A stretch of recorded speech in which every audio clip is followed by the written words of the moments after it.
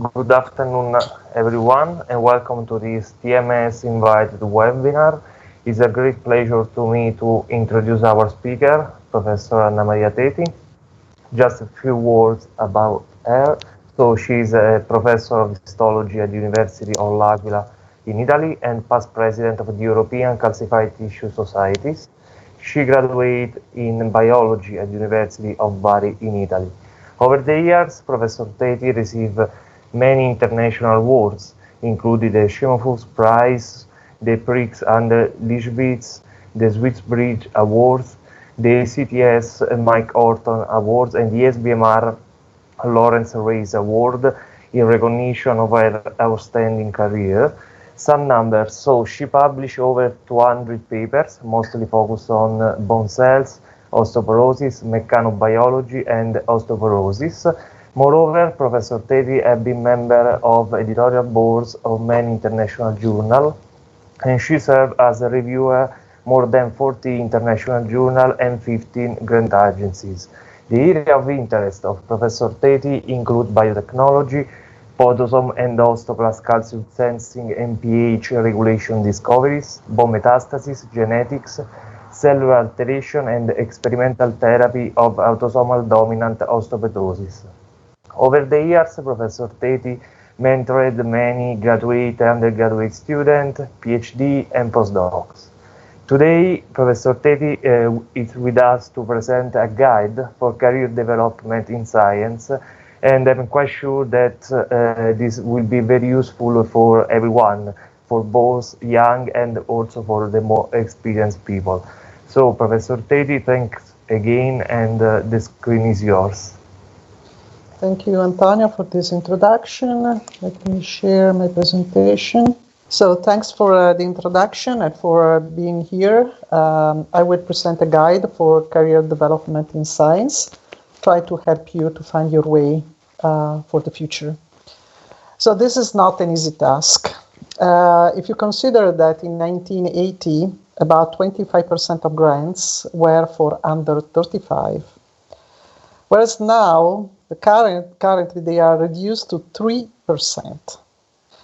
The average age of faculty personnel has risen from their 40s to their 50s, and with increasing number of faculty personnel that is around their 70s. So this is not good news for you, meaning that you are surrounded by osteoporotic people, and you have to deal with this. And this leads us to conclude that, unfortunately, 80% of postdocs will not land a traditional faculty position, but they will move to industry, research centers, or fields peripheral to research. But I will show you that also these fields are top class. So first of all, you have to have clear ideas of what you want to do. So this means that you have to develop a tenure track. This cannot be done spending all your time at the laboratory bench. Working at the bench is very nice, but it's not the only part of our work. So you need to evaluate yourself and adopt an individual development plan according to your needs and your wishes. And in this regard, your current mentor can help. I know that for many of you, the relationship with the mentor is difficult because you think that it's easy for them to find the way you have to follow, but this is not the case. Unfortunately, it's a very difficult job. However, the mentor can help you to critically look at your own performance, to identify your medium and long-term career goals, so you know what you need to get there, to develop specific skills, and not only those at the bench, and also identify timeline and milestones, because the track is quite long. It doesn't happen everything in few months or few years. Meaning that the mentors should take the concept of mentoring very seriously, like my mentor, Steve Teitelbaum, and Alberta Zallone did with me. So see, they were very, very serious with me. Now let's talk about keywords. The keywords for you will be passion, creativity, career plans, promotion and tenure. Then we will discuss a little bit about the gender issue, the colleague network, and last but not least, the financial support that you will need. So passion. I don't know if you heard scientists speak among them about the results. They speak passionately. They like the discoveries. They get excited about that. So this is passion. So you have to ask, is passion a fundamental core value for you? Or you want to do any job, whatever it is? This is an important question because it will change your career track. You have to consider that you should work hard, considering self-sacrifice a virtue, because sometimes it's a sacrifice to work properly. Creativity. I know that each of us has its own concept of creativity. However, you should update yourself reading top-level scientific papers and discuss new findings with colleagues to develop your critical skill. Because not everything is written, even in top-level papers, is true, or is correct, or is well controlled. So you cannot just absorb what they say, but you have to criticize the work of these papers. And for this, it is very useful to attend international meetings. Here you say, okay, especially for the face-to-face meeting, it's costly, you don't have money, your mentor do not support you, etc. But you have money for your cellular phone, for your social media, for the disco, for restaurants, and so on. If you use part of this money to attend international meetings, it's an investment for you. And believe me, you will have also fun at the meetings, but at the same time, you will meet the best people that work in your field, and this will help you to develop your creativity. And talk about your ideas with colleagues, mentors, supervisors, challenge yourself, because it's a way to understand what are your limits and also to be inspired by this discussion and by the opinions of your mentors, supervisors, and colleagues. Career plans. So what is crucial for your career plans? First of all, developing a robust CV. And this will start at the very beginning. Many of you are in the bachelor course now. So start reaching the bachelor degree with the highest score. And then you go on with the master degrees, the PhD, postdocs, and so on. And then you will make your CV very robust. If you just say, I want to have the degree, whatever it is, it's wrong. You are not going to go anywhere. You have to set and achieve your professional goals. So look at the next step, achieve that, and then identify the step beyond that, and go on in this way. You need to decipher the rules of progression, and again, the mentors can help because they know what you need for, what are these rules and what you need for your progression. And of course, you have to manage time and productivity. You have to be very much organized. Otherwise, you work hard, you spend a lot of time, but you produce very little. So organization and management is absolutely an important part of your training. So promotion and tenure, this is the step that you want to achieve. You have to consider that appointment and promotion are aligned with institution interests. So you have to know what is the interest of your institution if you want to get a position there. If it doesn't fit with your interest, you have to change institution. Everybody knows that the definition of excellence can be unclear, the expectations for accomplishment can be inequitable, and also the evaluation process can be opaque or subjective. This happens in certain institutions. So what is the best you can do is just choose institutions with the clear promotion and tenure pathways. This is absolutely important. It will be very competitive. Probably you will not be number one, but if this is the case, you will get your position. Now the gender issue. I'm sure that I'm going to disappoint many of the ladies in the audience, but I suggest to listen to me. I have a lot of experience, because it is true that gender discrimination may be palpable in some institutions. It is also true that the first steps are never too difficult for women. If you look at the composition of many labs, now I would say that 80% of scientists are women. The problem is when the hierarchical system, that this happens in some institution, can work against women moving to the top. So you can make some reading. This is an old paper that tells you about women in science to help you to overcome this problem. However, believe me, women can also work against themselves moving to the top.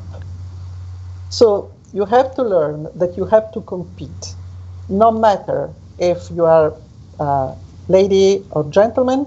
What is important is that you are top level.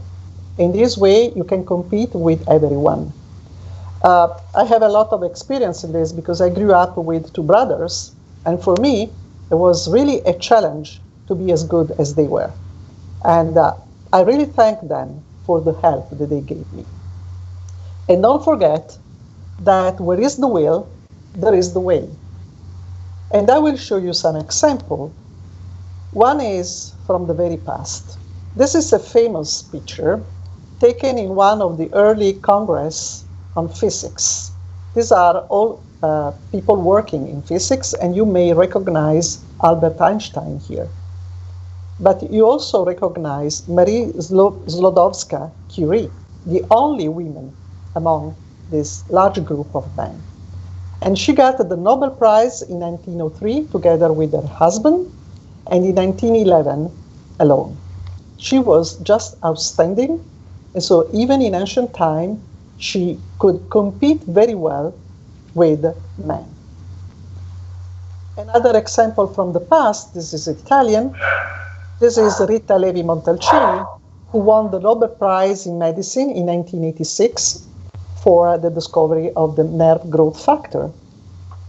Another lady important for Italy, who worked very hard with many difficulties. Examples from the present, because you of course don't want to hear only about the past.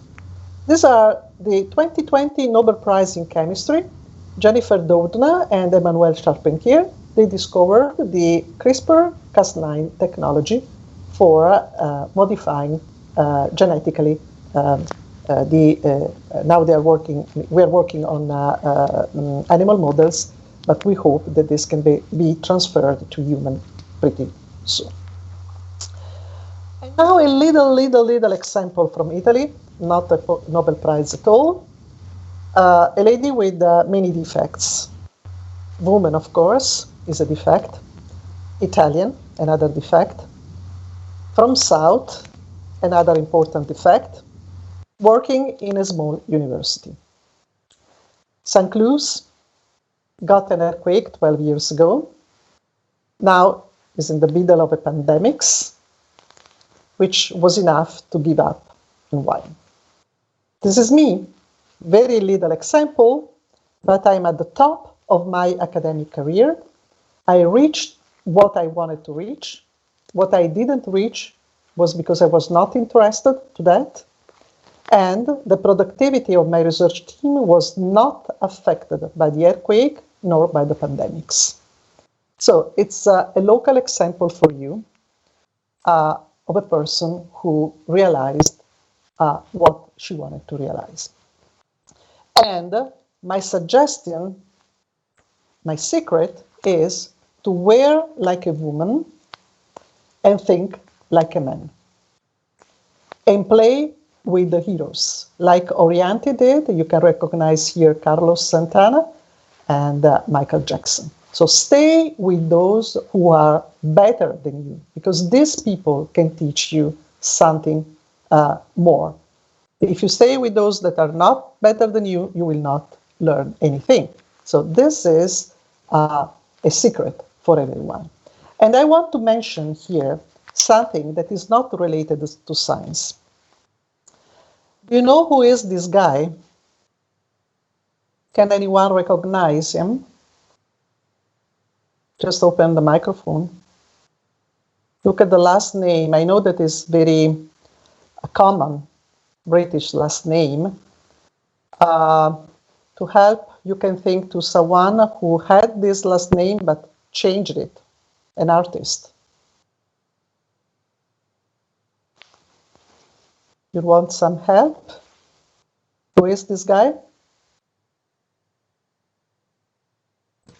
Bowie. Exactly. David the last Bowie. name of David Bowie was Jones, and this is David Bowie's son. Duncan Jones is a talented movie director. Just to mention two masterpieces. He directed Moon, which is a wonderful movie. I suggest you to find it and watch. And The Source Code. He didn't do many movies, but they were all top level. Very talented person. The reason why I'm mentioning Duncan Jones is because some time ago I read an interview by this guy. He said, "My mentors were Tony and Ridley Scott. These are, again, two top-level movie directors, especially Ridley Scott. Also for the young people, you may recognize these movies, The Duelists, Alien, Blade Runner, Thelma and Louise. I suggest to the young ladies here because it was the first movie by Brad Pitt when he was very, very young. The Gladiator. So these are all top-level movies, and Tony and Ridley Scott were mentors of Duncan Jones. He also said, I grew up reading George Orwell, who wrote 1984, James Ballard, who wrote books from which the movies Crash and Empire of the Sun were taken, again, masterpiece, and Philip Dick, who is the author of Blade Runner, a very important movie. And Duncan Jones also said in this interview, books stimulated my imagination. So these are really important keywords. Great mentors for you. Develop your critical skill reading. In this way, you can be inspired by the books, and then this will stimulate your imagination and your creativity. So it's a good example of what we should do.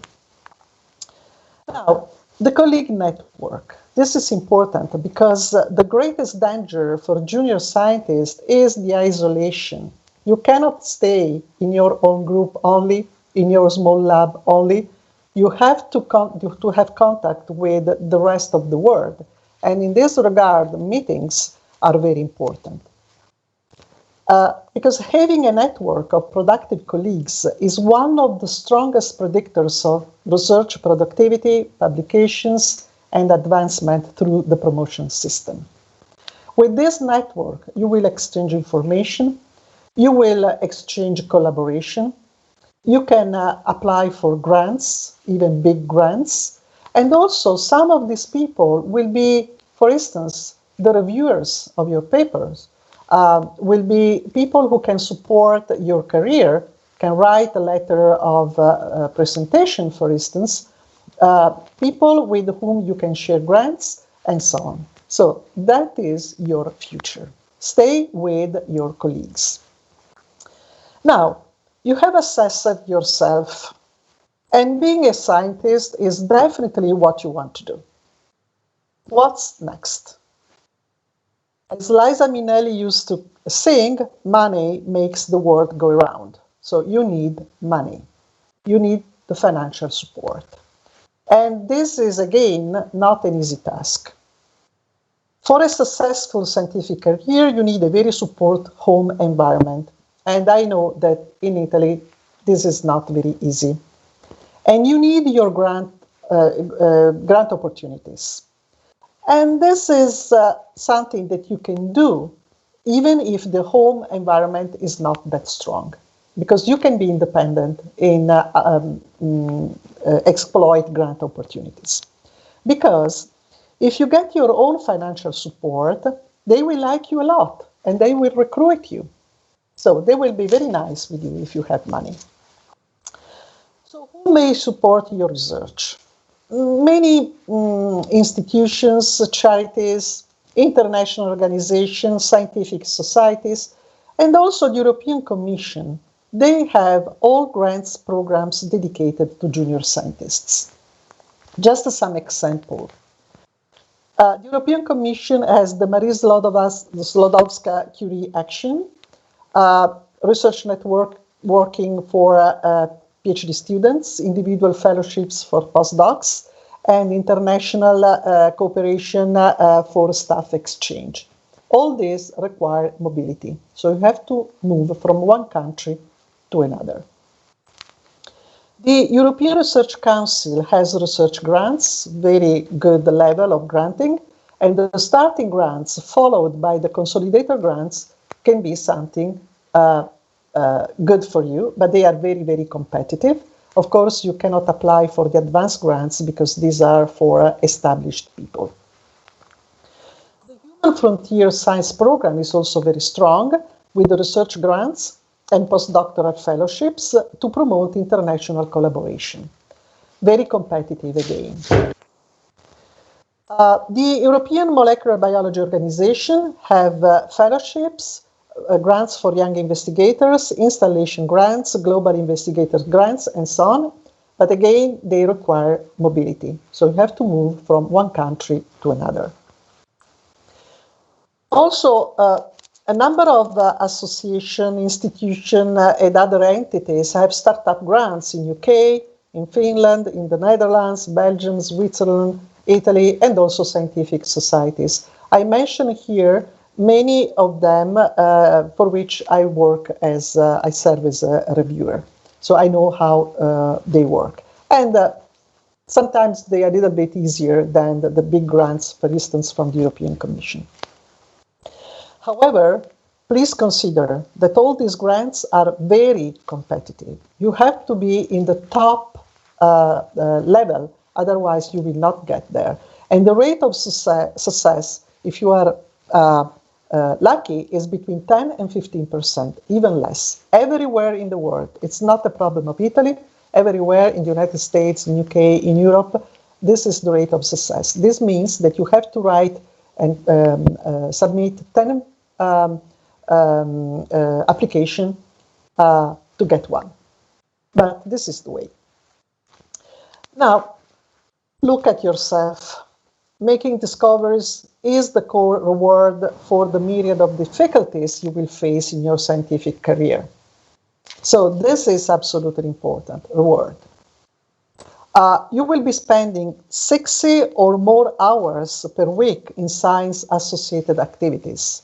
Certain ideas come when you are at the bar drinking a beer with a colleague, or when you are taking a shower, or when you are sleeping. So even more than 60 hours per week. And the key to success and happiness is that most of this should not seem like work. Meaning that you have to turn your hobby into an enjoyable job, like Filippo Preziosi did. He is an engineer who designed this motorbike, who won the World Championship with Casey Stoner some years ago. And he used to say, I'm lucky, I get paid to have fun and enjoy. And believe me, lucky is really a strong word for Filippo Preziosi because he is tetraplegic. So, what to do if it does not work? Don't be discouraged. There are other top-level work for which your scientific background could be absolutely instrumental. You can move to industry. Here you have not the problem of funding, because they will support your research, but you will not be independent. So they will tell you which research to do, which is absolutely the opposite compared to academia, because in academia, nobody will give you money. You have to find your own support, but you are independent. You can perform the research that you like. Another good field is the editorial field, and the TMS will have a talk by Lydia Briggs, who is in the editorial staff of a scientific journal, and she can tell you how it works. Again, top-level journal. I can mention here the story of my niece. She is graduated in biology, and she was so lucky that was selected to go to the Everest camp base for some biological work through the National Council of Research. She was very happy, and they promised to recruit her, to pay, and so on, and they didn't. So instead of giving up, she moved to Springer Nature, and now she's in Germany working top level in this editorial journal, editorial publisher. So she found her way. You can also be part of the scientific staff of financial agencies, either national or international, in which they want to have scientific people to manage the grants and review process. Or you can be part of the staff of scientific societies. This is more management, but if you have a scientific background, this helps a lot. Of course, teaching. And I want to mention here that teaching is not a second-class work. It's a first-class work, starting from when we teach to the kids. And if you are talented for teaching, just do it, but do it in the best way. Then you can also move to this project management and grant writer. Very popular because the European grants are very complex, a lot of paperwork, a lot of management issues, interaction with the European Commission, and so on. So instead of doing the scientists this work, they appoint grant writer and project manager. And we met some of them. They are really outstanding. And also patenting. So filing a patenting is not an easy job. You need a writing skill, especially in English. You have to switch from one field to another, even if they are very, very different. And we met some people at the Società Italiana Brevetti, and they are really top-level people. And they can help you a lot to get your patent. On the other side, you can work in that field. They are all top-level fields. Who will succeed? Well, the scientific career pyramid squeezes out all but the most talented, creative, and passionate. So, if you are talented, creative, and passionate, you will have a good chance to become an excellent independent scientist. But don't forget that this job is for the braves. You have to be strong. It's not an easy job. These are Mallory and Ryan. The picture was taken before they start climbing the Everest mountain. They didn't came back. The body of Mallory was found a few years ago. Irvine just disappeared. So very strong and brave people. You have to be brave. And stay with the giants, which is exactly what I did. This is my first mentor, Alberta Zallone. I was 20 when I met her, and she was 30. And we had a long, long story together. Then I visited in Switzerland Herbie Fleisch laboratory, and then in Oxford Marine Owen laboratory. Then I moved in the United States, and this is Steve Teitelbaum. But I had other mentors there, Kit Raska and Arnika. And then I grew up with all these people, Gideon Rodan, Greg Mundy, Stephen Crane, Steve Goldring, Larry Royce, and one of my awards is entitled to Larry Royce, and my best friend, Roland Baron. So these are the people with who I grew up scientifically and not only scientifically. So stay with the giants. Don't be afraid of outstanding people, because they are outstanding in any sense, even for the mentoring activity.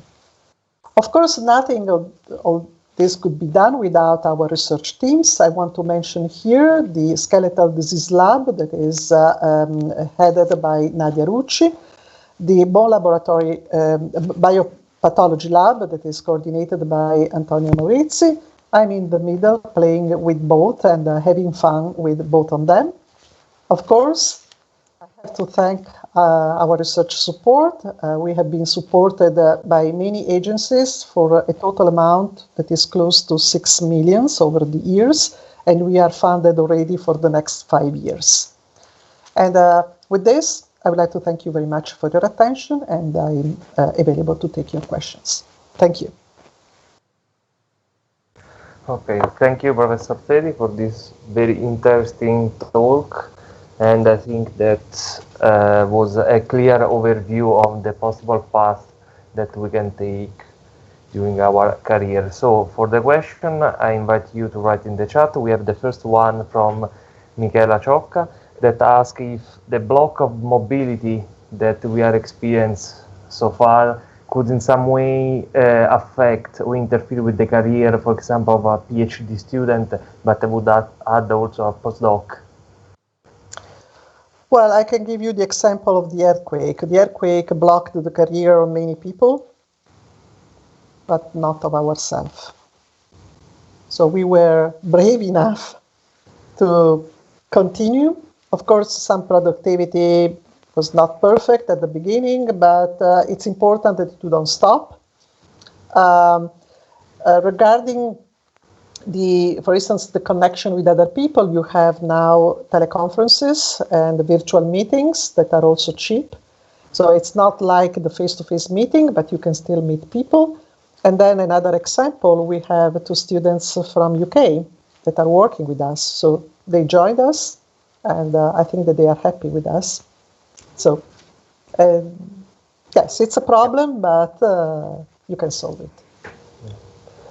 Okay, I have a question. So sometimes you follow your track, you have your plan and everything that is fine, you have the right mentor, but sometimes you have some, let's call, external factor that could affect or slow down your progression, and you feel quite bad, so happen. What is your suggestion? So how we can face with this, let's call it, bad moment in which you think that you don't have the right recognition? So I think everyone experiences at different level this. Yeah, I can reply with this example.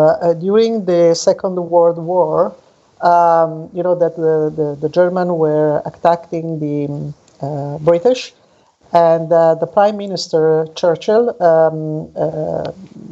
filled the city, London, with some flyers in which it was written, "Keep calm and carry on." This is what you have to do. Keep calm and carry on. First of all, don't stuck in a moment, which is a nice song by the U2. Don't stuck in a moment. It will be over. And maybe sometimes that seems too difficult now, it's not that difficult tomorrow. If the situation is really very, very difficult, you have to sit down a little bit, consider the alternatives, if they are better, and then take your action. Yeah. Life is always difficult, not only for scientists. Exactly. And another question or better comment. So this kind of talk, this kind of guide, as you explained today, do you think would be useful to be introduced, for example, in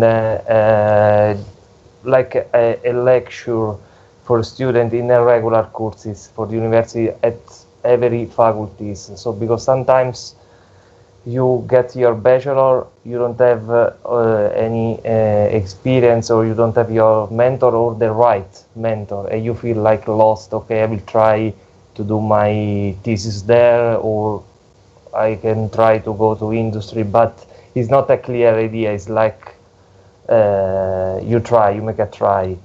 So And what do you? that's the problem, Antonio. You have to have clear ideas. I remember myself. The reason why I started working with Alberta was because she was a good teacher. I had some curiosities. I asked her some questions, and she said, "Come to the lab and see." So she showed me some slides, and we spent the afternoon discussing. And after a few months, when I started thinking to the thesis, I was not yet at the second year of my course. Then I decided to ask her, because she was young, very appealing, and the lab was not crowded. That is another problem, because if you go to a lab that has 20 people before you, you will be number 21. If the lab is smaller, then maybe if not the first, you are the second or the third. And the reason why I did so early was because I thought, well, if I'm wrong, I have time not to change. I was not wrong. I stayed there.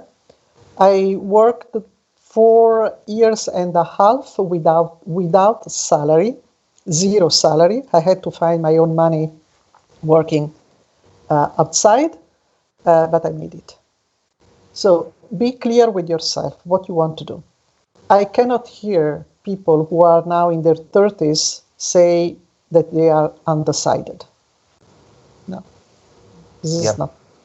You have to decide soon and follow your, I would say, your talent. I mean, if you are an artist, you cannot drive the airplanes, right? Top jobs both, but you will not be happy.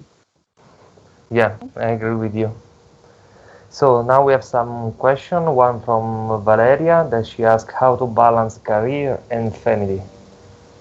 Well, I found it quite easy.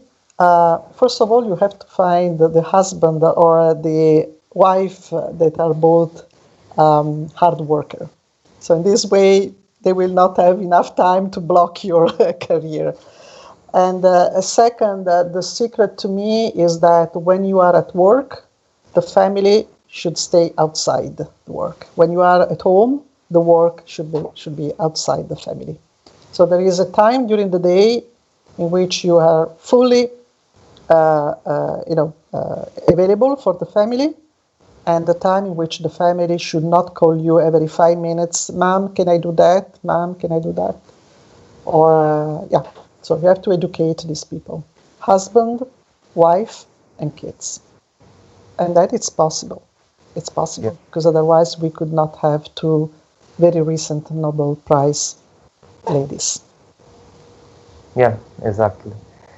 Then we have a question from Ilaria, just a curiosity. She asked how it is important to carry out a period of work in another country, so in another lab. I found it for myself very useful, but you should not be an immigrant in another country. So what I did was to come back. It's important that you see how it works in other countries and then bring your experience to your own countries, because your country, especially in Italy, in which the school university is public, each citizen pay a lot of money for you to be graduated. So it would be nice to go outside, learn, and bring back your expertise to compensate what the country has spent for you. Your studies are not free. You pay just little taxes, but are not free. Each student at university in Italy costs something like 40,000 euros. So, of course, sometimes there are reasons to stay away. The most important one is that you find your girlfriend or boyfriend there and you want to come back. But otherwise, if there are no specific reason, come back to your country. And we have a lot of friends. I can mention Carmine Settembre, for instance, at TIGEM, but also the TIGEM director. These people were in the United States, and they were offered a position in Italy, and they came back. And now they are fully included in our system. So this is my suggestion. Okay. Then Pier Giorgio asked whether the smart working could be considered a kind of an extra tool that scientists could use for the future. Well, if you are in, for instance, in the editorial staff or in the scientific, in the staff of the scientific societies, grant writer, project manager, that is mostly smart working. So they have their own office at home generally. And we know several of them, Micah Baldwin, Roberta Mugnai, Lydia Briggs, and so on. So this is possible. So you can stay in science also with smart working, but for the experimental work, you need the lab. You need the lab to perform the experiment, but also for the interaction, for everything. I mean, you need to stay in the lab. Yeah, for a certain part of the work you cannot stay far. Okay, then there is a question from Cristiano, but you already reply on this. Was the experience abroad? I can add something. The question is a little bit different. Of course, it affects positively your career because it will strengthen your CV. In Italy, there is an issue. They think that since you have been abroad, you are the best. This is not the case. I can say that, just joking, that they come back, but they leave their brain abroad. Because many people that go abroad are very productive because they work in a productive environment. But then when they come back and become independent, they are not creative. And so they stop being productive. This happens, I would say, 90% of the cases. Only a few of them were good abroad and continue to be good at home. So it affects positively your career, but it's not that since you have been abroad, you are better than those who stay home. Yeah. Okay, so then Michela asks another question that is, in your opinion, what skills do you absolutely need to learn for a younger research, specifically in science field? Well, at the beginning, mostly technical skills. For technically, I don't mean that somebody tells you take 5 microliter of this and put there and mix and no. You have to understand technically what you are doing. So you have to understand the techniques you are using, understand the experimental design, all these things. So it's absolutely important, the technical skills. Then you need to develop other skills. For instance, study design, experimental design, writing abstracts, writing papers, and writing grants. And these are all difficult tasks, but you learn step by step. So if you have a good relationship with the mentor, exchange ideas, and the mentor can discuss with you ideas, then you start working, maybe testing your skill for abstract writing. That seems to be easy. It's not, but in any case, at least it's short. And then you learn better and better. What happens, what I see very often, that you try to teach young people and you repeat the same things tens of times and they repeat the same error tens of times. You are not going to go anywhere in this way. You have to improve. every single day. So your first abstract will be terrible. The second version must be better. The third, even better, and better and better, until you will not need anybody to look at your abstract. You become, and this is the same for papers and so on. Something that doesn't help is that with the computer, I see for myself, I use the track mode to change abstracts or papers and so on. And the students, you know what they do? They click accept all the changes without reading. This is wrong. In this way, I did the work for you, but you didn't learn anything. You will never become independent. Yeah. Okay, I have another question. You show different paths that you can take, so scientific, academic, or industry, or publisher, and whatever.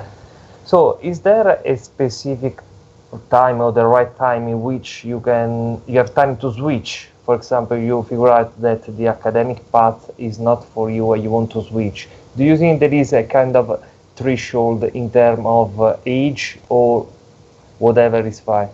I suggest not later than the PhD degree, because during the PhD degree, you learn enough about the academia. So you can answer the question, is this what I want to do or not? Having a PhD degree could be important to step into the industry because they want to have skilled people. The industry will not teach you the job. They want to have people who knows already what to do. You can wait also for the postdoc, but if you want really to switch at the lower level, after the PhD is the right time. There are people who switch later. But it's a different story, because there are people that from academia go to industry, but they are recruited as very experienced and very well-paid people. And I can tell you that some of them, after a while, come back to the academia. So depends on what you want to do. But again, I saw really relevant people, established people, getting to the industry, being very popular for a while, then the industry closed that project and they disappear. This would not happen with academia. You will stay there until you want. Yeah. So it's also my feeling. So when I make my choice, so I feel that work in academia give you a high degree of freedom, let's say, to move, decide what you want to investigate it, what you want to work, while in industry is more restricted. Is this the right feeling, or in your opinion? It is absolutely the right feeling, especially in the local industries in which, yes, they get some support, financial support, but very few of them do really scientific work. I have been a reviewer of projects for one big company based in Switzerland for several years, 2-3 years, and I was shocked when projects were closed when, from a scientific point of view, I got really excited. Mm-hmm. So, as a scientist, I said, well, this is a wonderful project. Because the results are good, because the perspective are good, and so on. And then the year after, they had closed it. So I would not support. I would not be happy if this happens to my projects. I concluded all the projects in my lab were published or will be published. Yeah. Okay, so I can see further question. We can close, and I would to thanks again Professor Tati for being with us and to give to us this guide that I think will be very useful for everyone. Thank you, Professor Tati. Thank you. For the of course, if any of the people in the audience wants to have a talk, suggestions, help, just let me know. I will be available. Yeah.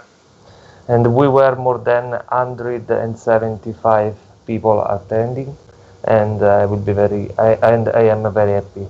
So see you next Thursday, then Marco and the TMS committee will circulate the next event. So thank you very much. Thank you, Professor, and see you next week.